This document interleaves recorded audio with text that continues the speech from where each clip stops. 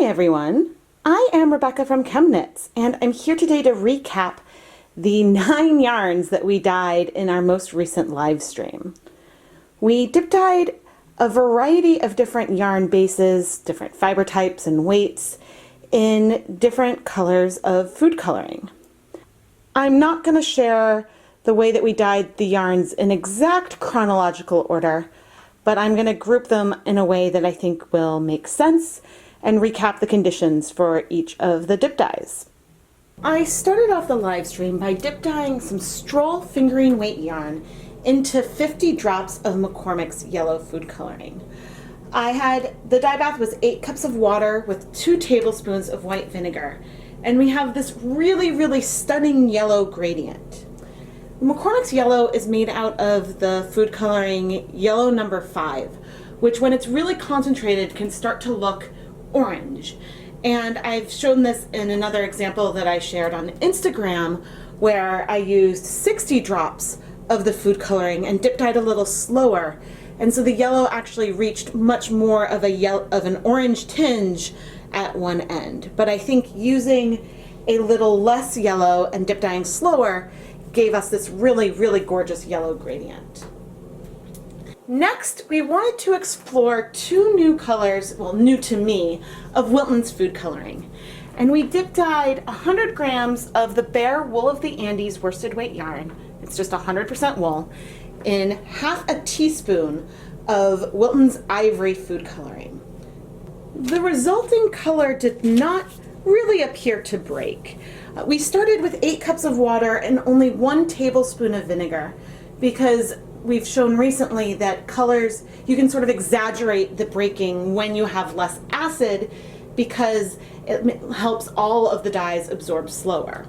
So even though Ivory had sort of a mixture of different colors, the result is that we see something that is reminiscent of what we might get from dyeing with tea or coffee. And we have this tan gradient that starts off sort of in a medium tan and gets to almost an ivory. Who would have thought? In the dye bath that exhausted from the ivory dip dyed, we added half a teaspoon of creamy peach in half a cup of water, and then dip dyed another 100-gram skein of Wool of the Andes worsted weight yarn. And this result is our broken orange. This gradient goes from sort of a hot pink to an orange. There's still orangish hues down here because there's yellow present in the peach, but there's no question that we have some almost neon pink down at one end. I mean, peach is the perfect name for this color because we've got the pinks and the oranges, and you really can visualize a slice of a yellow peach in the summer from this colorway. Normally, I like to start with 2 to 3 tablespoons of vinegar, but I'm really enjoying only starting with less vinegar because it really lets us exaggerate these gradients, and if the acid was started higher, some of the yellows that resulted in the orange might have bound a bit faster, and it would have been harder for us to see the breaking on this yarn. I mixed 1 teaspoon of Wilton's Violet food coloring in half a cup of water, and then added this to a dye bath of about 8 cups of water with 1 tablespoon of white vinegar. And then I dip dyed these 2 skeins of Stroll yarn into the dye bath at the same time. One of the skeins is Stroll fingering weight yarn, which is 75% superwash merino, 25% nylon. The second skein was Stroll Glimmer, which only has 70% superwash merino and then 5% of the stellina fiber, which gives it this really nice sparkle. Even with the reduced amount of vinegar from my normal concentrations, the color struck to the yarn really fast. I wish that I had a little more volume in the pot because that would have made the dip dyeing go a little smoother, but we got the bright blues at the end of the yarn, which always make me really happy. What's really interesting with the stellina yarn is that this was a silver stellina, but in this area that went into the pot first, the stellina took up a bit of color, and so now it's pink versus the silverish sparkle that we have over in the blue end. The stellina is still shiny throughout the entire yarn, but I love that it picked up some color. I removed the broken violet yarns from the dye pot and added a little more water that was already mixed from a concentration of 1 tablespoon of vinegar and 8 cups of water. So really just keeping the same acid concentration, but just increasing the volume. To this, I added a ½ teaspoon of Wilton's teal food coloring that was mixed in ½ cup of water, and we dyed another 100 grams of the Stroll fingering weight yarn. What I love about teal is that the proportions of blue to yellow are perfect to see some green breaking. Now, I mean, this is really more blue than green, which I think is why this works. But when you look at the first end, you see this rich, rich turquoise. But then as you go on, you still have a really bright blue at the other end, but it's way more of a blue than a teal blue-green here at the later end. I think especially, if you compare them side by side, it is a little more apparent. And so I think that it's just stunning and one of my other favorite colors to break. Up to this point, all of the yarn bases that we dyed in the live stream are ones that I've used here on the channel multiple times.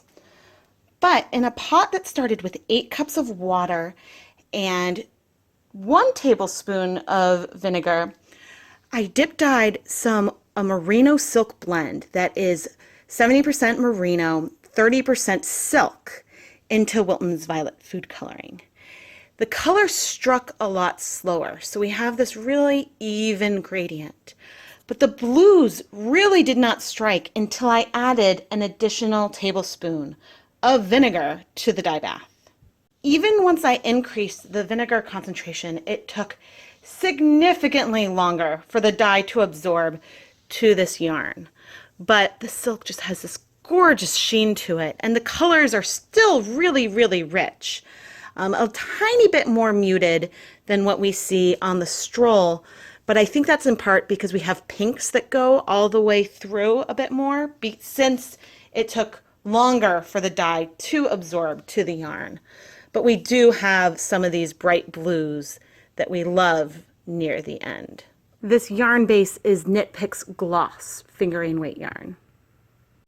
And finally, in the dye bath that started off with 2 tablespoons of vinegar, now that we added the second one for that yarn, and about 8 cups of water, we decided to dye Imagination yarn, which is 50% merino, 25% nylon, and 25% alpaca in a ½ teaspoon of Wilton's violet food coloring.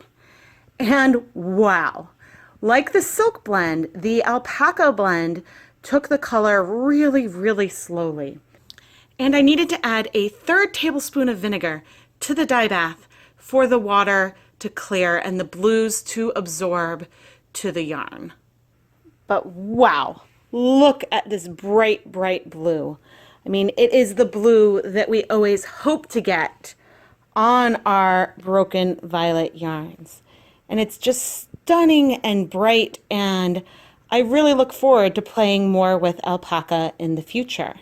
I am really glad that I decided to dye both the silk blend and the alpaca blend in Wilton's Violet, a color breaking that I know really well, before I tried using these yarns with any other technique, because I know that it takes so much longer for the dye to absorb and you need more acid than you do with just the superwash merino blend that we used over here. And so this is something to keep in mind when you're planning out your projects, that you probably need to just be a little more patient, maybe use a little more heat if you're microwaving and stuff like that. Finally, we took a little combination of the residual dye that was left on cups from all of these dip dyes and maybe on the spoons and mixed it together, added it to one of the pots that had an approximate concentration of 1 tablespoon of vinegar per 8 cups of water, and dip dyed 100 grams of Wool of the Andes worsted weight yarn in all of this leftover dye. And the resulting yarn actually looks like a little bit like what you get when you dip dye in delphinium blue. I think because there were some yellows present from the yellow and the peach and even the ivory, that sort of shifted what was still a reasonable amount of Wilton's violet a little more green. And so we have this really, really pretty colorway. Thank you so much for watching this almost 3-hour live stream with me.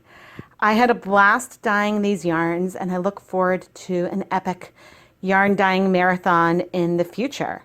The Sock Blank special live streams next week should be pretty awesome, so I hope that you will be able to check them out. Make sure you subscribe to the ChemKnits Tutorials YouTube channel and turn on the notifications so you can be notified when I start a live stream. We have a lot of fun. Thanks for watching!